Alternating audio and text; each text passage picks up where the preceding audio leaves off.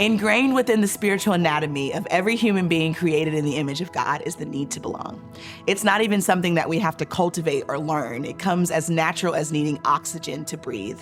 We were created for family. We were created for deep connection. We were created for the stability and the security of community. We were created to be seen and known and accepted and cared for and loved for who we are and not just what we do.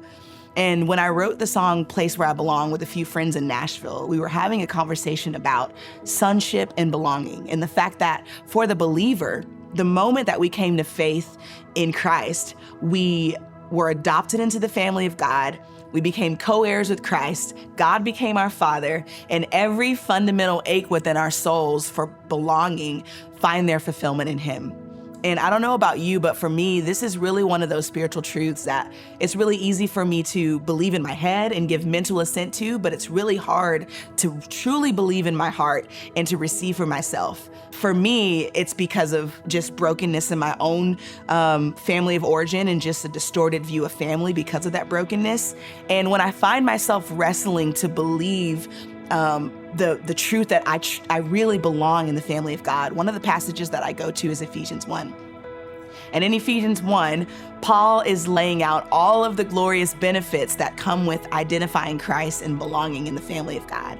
And he says two things that really stand out to me. He says that one, we were chosen for adoption as sons. And then he says that God chose us in Him before the foundation of the world. And what that says to me is that before I was even a thought, before I was in my mother's womb, before I had the opportunity to earn it or prove my worth or work for it, God just decided before the foundation of the world that I would be His, that I would belong to Him. Unlike our family relationships that tend to shift in dynamic depending on circumstances, our circumstances and our behavior have no impact whatsoever on our position in God's family. And that is the foundation upon which we are to build our identity and find our sense of worth and value and purpose. We no longer exist in the world as orphans.